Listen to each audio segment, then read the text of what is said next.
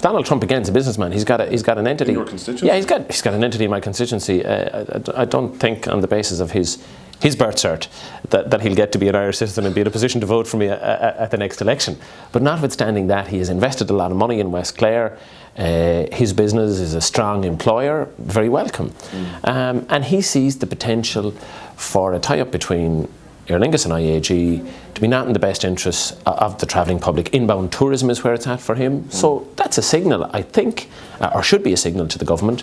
Tread carefully here. Here's somebody who has a vested interest in attracting tourists, surely a vested interest from his own point of view in developing that entity.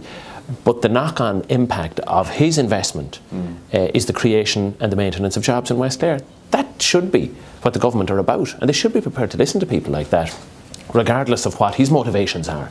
If his motivations happen to be in parallel with the needs and demands of the area, well then, yeah, let's listen. I just can't understand why it has become an inevitability that we need to sell the state's interest, the Irish people's interest, in Aer Lingus. Okay, all right, let's move on.